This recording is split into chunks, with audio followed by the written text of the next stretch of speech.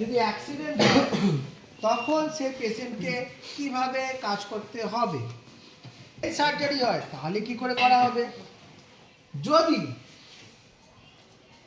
Spine surgery হয় তাহলে কি করে করাতে হবে। যদি একটা প্যারাপ্লেজিয়া হয়ে যায় তাহলে কি করতে হবে।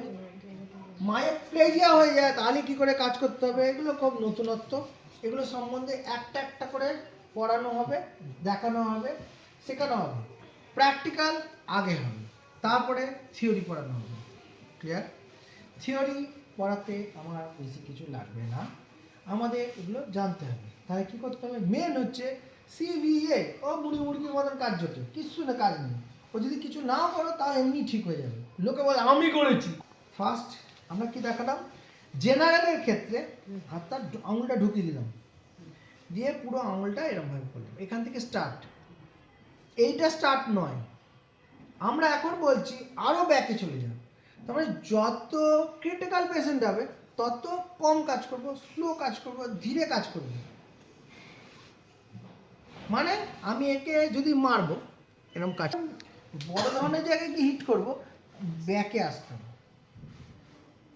ছোট ছোট কাজ যেটা হচ্ছে, বড় বড় যে প্রবলেমগুলো আমাদের প্রত্যেক, হ্যাঁ ওখানে আমি একটা কাজ দেখেছিলাম। একটু কষ্ট করে দেখে নাও। আমরা এই করে কি হচ্ছে, আমাদের এই আর এই এরকমভাবে ধরতে হবে। ধরলাম এই এই এই এই, অনেক সময় ধরলো ধরে এটা নয়, এই এই এই এই, তারপরে এই এই, স্পিড কম, বুঝতে পারলাম। অনেকে দেখছি এটা ধরে এমনি এই এই এই রিদিমটা রাখতে হবে।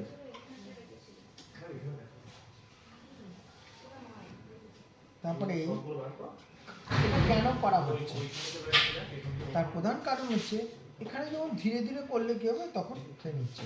আমরা যখন হাত মুঠো করে এই করি এই করি, আমরা এমনি এমনি করি না। তুমি কেন করছো, কতবার করবো, 8 থেকে 10 বার, এক একটা জয়েন্ট। ঠিক আছে, হলো করে আমরা দাঁড়াই তো একটু, তাহলে এখানে নিয়ে গিয়ে একটা হোল্ড করে দাঁড়াবো।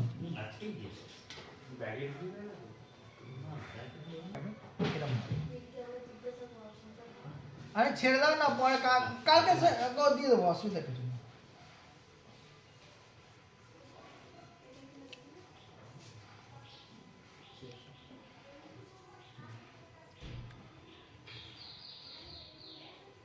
প্রত্যেকটা জয়েন্টকে এইভাবে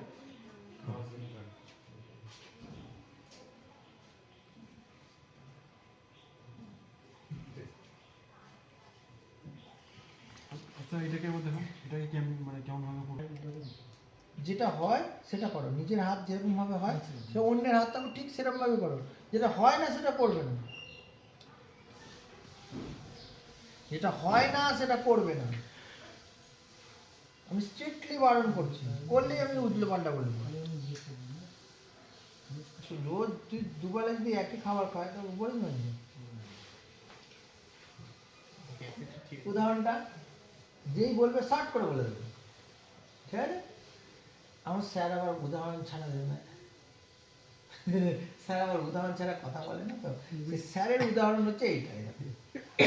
বলুন আপনাকে আমি কীভাবে বুঝাবো, আপনি বুঝেছেন কি না, বাকি না ছিল তোমাকে খুব সুন্দর বুঝিয়ে দেয়, এমন বোঝাবো না পালানোর রাস্তা। হ্যাঁ স্যার, তাও তো চলছে আপনাদের।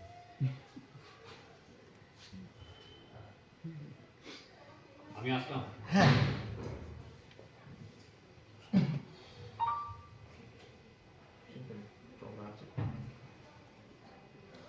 পেয়েছে সামনে নরম গোদ। এরকম আমি কি করলাম, আরো স্পিড কমিয়ে দিলাম।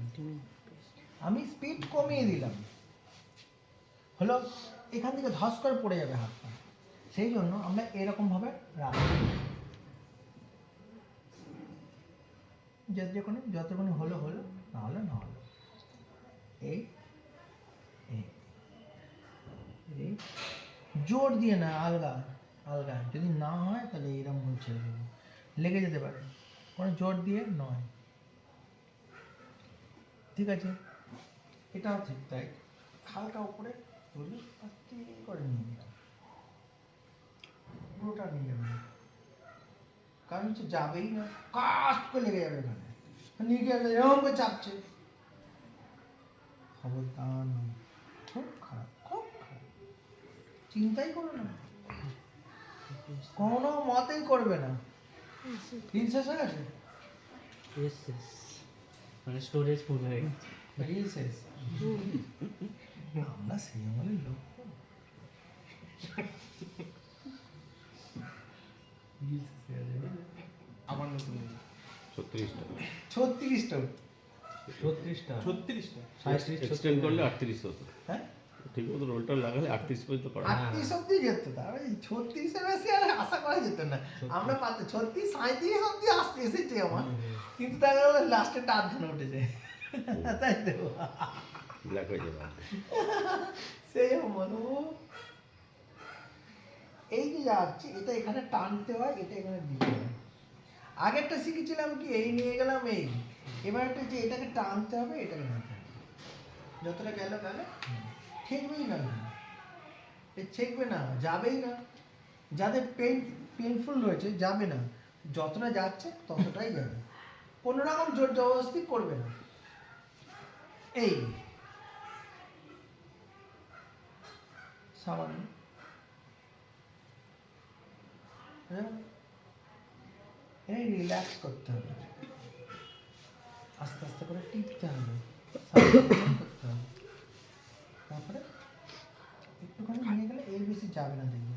এই জন্য এই এক্সারসাইজটা ছেড়ে দেওয়াই ভালো, এর বদলে এখানে নিয়ে এসে এবার এটা নিয়ে যাও আর এটা নিয়ে যাও,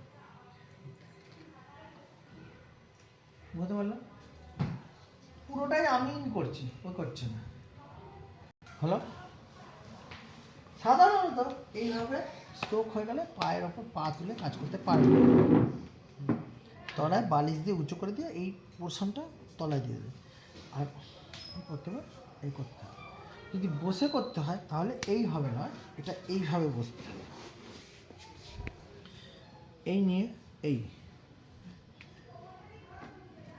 ছেড়ে দিতে হবে, এই নিয়ে এই, হ্যাঁ ঠিক আছে, তাহলে হিপ জয়েন্টে বলটা ওখানে ঢুকে আছে, এখানে দেখতে হবে, ড্রপ হতে পারে, এইখানে এই ধরলাম, এইবার মুভমেন্ট করা, যেহেতু এগুলো মুভমেন্ট করছে না সেহেতু আমাদের মুভমেন্ট করতে হবে। তারপরে এই পরেরটা জোর করে না, লাগে না, যেটুকুনি যাচ্ছে সেটুকুনি, জোর করে একদম নয়, তাহলে ভেঙে অবধি যেতে পারে, একবার যদি ভেঙে যায় আর কিছু করার নেই। বেশিরভাগ ফিজিওরাই কিন্তু হাত পা ভেঙে ফেলে জোর করতে গিয়ে, তার গায়ের জোর ওখানে ফলায়, হচ্ছে না, গায়ের জোর ফলায় বলে ভেঙে দেয়। সেই জন্যে ফিজিওরা একবার যদি একটা ঘটনা ওরকম ঘটালো, ও লাইফ ছেড়ে দিয়ে পালিয়ে যাবে, আর পারবে না, ওই প্রফেশনই ছেড়ে দেবে। যদি কোনো কারণে বাঁচতে পারলে তো পারলো, যদি ধরা পড়ো কী হবে বলো তো, 90 দিন জেল, নন অ্যাভেলেবেল সেকশন, 90 দিন এমনি জেল খাটবে, তারপরে তোমার কেস চললো।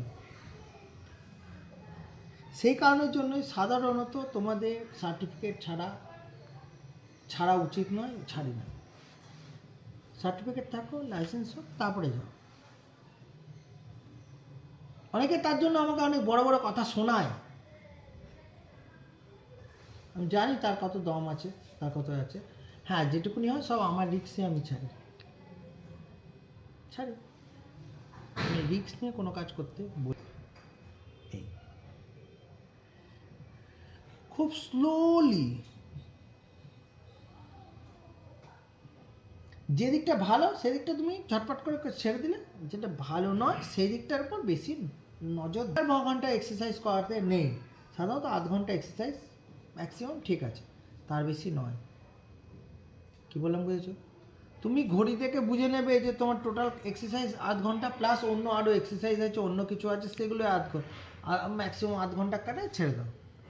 সে টায়ার্ড হয়ে যাচ্ছে কিনা সেদিকেও, এগুলো লং মাসেল, কোনো অসুবিধা নেই, এগুলো নিয়ে যাবে আস্তে আস্তে, যতটা গেল এমনি যাচ্ছে না, আমার মাথা ব্যথা না, যেহেতু পেশেন্টের অবস্থা হলো, আমার দরকার নেই অত বেশি জানা, যাবো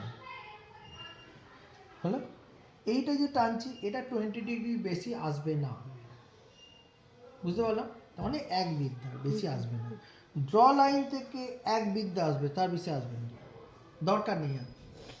পা এইরকম থাকবে, পা এরম করে অনেকটা এসে যাবে। অরিজিনালি পা এরম করে তোমার এরম করে যদি ধরি আসবে না, টান এসে যাবে। প্রপারলি এইটা ওইটা না, ওটা এরম করেই সবাই বেশিরভাগ নিয়ে আসবে, দেখবে এটা ভুল, এটা নয়, এটা এইরকম আসবে। এটা এখানে না ধরে এখানটা ধরতে হবে, এটা কাত হয়ে ব্যাটলা যেন ইয়ে হয়। এবার যতটা গেল গেল, এটাই ঠিকঠাক, দরকার নেই মুভমেন্ট করা। নিজের এটা ঠেকে রাখা, নাহলে শোল্ডারে প্রচণ্ড পেইন হবে। এই নিলাম, এটা হাঁটু কিন্তু এটা 90 ডিগ্রি রাখতে হবে, রেখে এই দিকে যতটা গেল গেল, ধরে থাকো, ছেড়ে দাও। পা সোজা হবে না কিন্তু কখনো, এই পাটা কিন্তু কখনো সোজা হবে না, এরকম করে সোজা করে দিলে হবে না, ভুল।